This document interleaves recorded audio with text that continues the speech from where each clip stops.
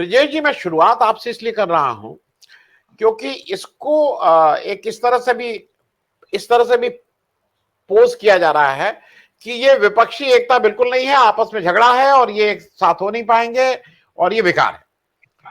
हालांकि इसका एक पक्ष ये भी है कि जहां पे अभी इलेक्शन होने हैं, खास करके कर्नाटक, छत्तीसगढ़, मध्य प्रदेश और राजस्थान, जो 2024 के इलेक्शन से पहले सबसे महत्वपूर्ण इलेक्शन है और जिसपे शायद सबसे ज्यादा प्रभाव डालेंगे, वहां पे इन किसी भी पार्टी का कुछ लेना देना नहीं।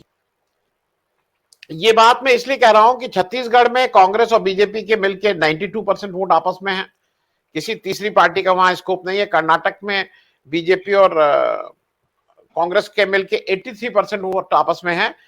वहां जनता दल एस एक पार्टी है जिसका करीब 10% वोट है, लेकिन उसने इस पे भी साइन नहीं किया। वहां पे भी अभी पता नहीं है कि वो न्यूट्रल रहेगी, कांग्रेस के खेमे में जाएगी कि बीजेपी के खेमे में जाएगी, उसका रोल अभी डिफाइन नहीं है। मध्य प्रदेश में 93% वोट इन दोनों पार्टी के बीच में, राजस्थान में 93% वोट इन दोनों पार्टियों के बीच में। मैं सीट भी बता दूं, कर्नाटक में 28 सीट, छत्तीसगढ़ में 11, मध्य प्रदेश में 29, राजस्थान में 25, कुल 93 सीट्स, 93। उस 93 में बीजेपी के पास 86 प्लस एक आरएलपी जो उनके बेनीवाल जी उनके साथ लड़े थे इलेक्शन। आप कह सकते हैं 93 में 87 सीट बीजेपी की, 4 सीट कांग्रेस की। वहां किसी तीसरी पार्टी का बहुत स्कोप दिखता नहीं है। ऐसे में ब्रिजेश जी, ये अभी एक ये कहना आम आदमी पार्टी का कि भाई कांग्रेस जो है वो बिल्कुल इस तरह का नहीं कर रही है, ये आपको लगता है कि ये प्री पोस्चरिंग है? इसका अर्थ क्या है? आम आदमी पार्टी को तो भाई सही में दिक्कत है कि कांग्रेस उसके साथ नहीं खड़ी है। ब्रिजेश जी नमस्कार। देखिए, जो घटनाएं हो रही हैं उनको अलग अलग संदर्भ करके देखने में, अगर एक सामूहिक रूप में देखा जाए तो सारे अर्थ बहुत स्पष्ट है।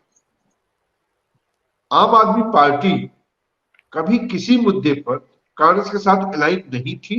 इवन उसने ऐसा पोस्चर भी कभी नहीं किया कि कांग्रेस के किसी भी मुद्दे पर अलाइन कर, और कई मौकों पर तो उस पर हमला भी करते रहे, वो चाहे केंद्र की तरफ से की जाने वाली कार्रवाई हो और चाहे पॉलिटिकल कोई इशू हो।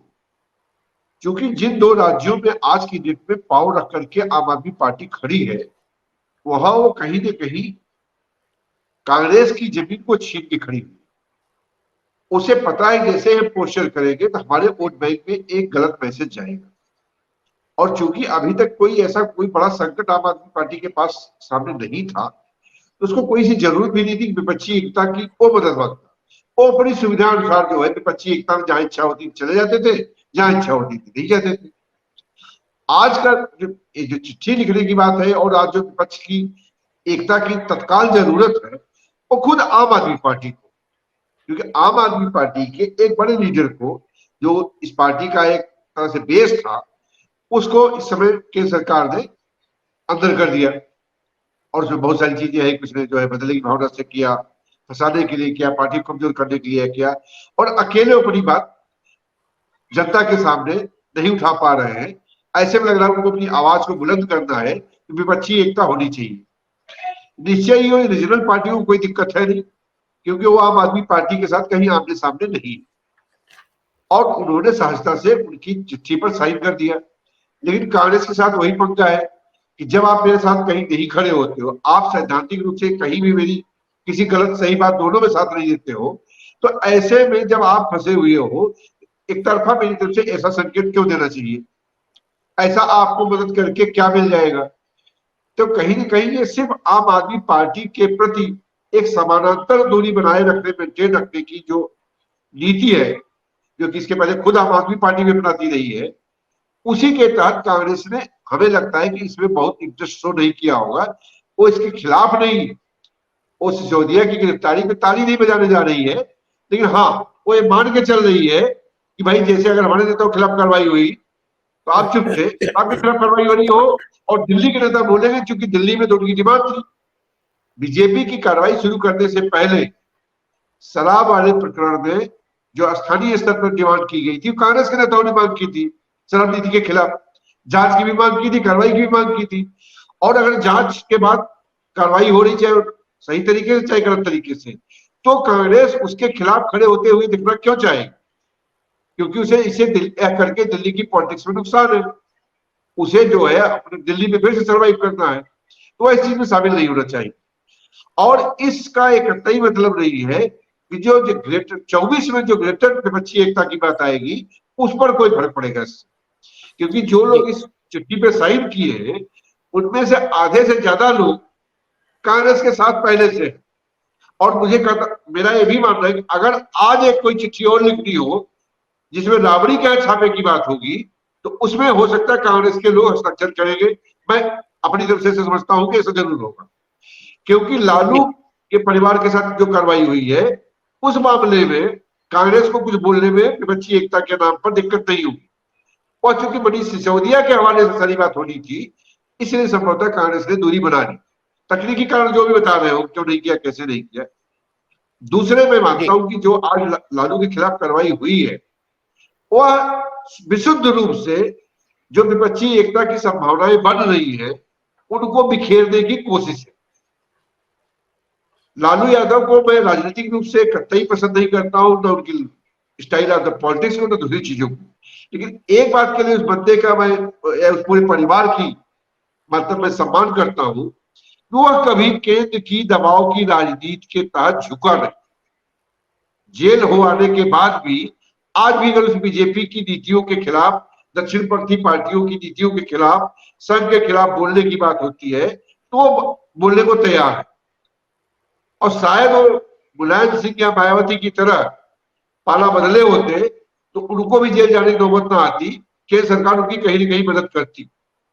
उन्होंने सारे दुख सहे, गलतियां की थी तभी सहे होगी, लेकिन उस दुख से बचने के लिए उन्होंने अपनी विचारधारा से कोई समझौता नहीं किया। इस बात के लिए मैं उनको जो है सराहना करता हूँ।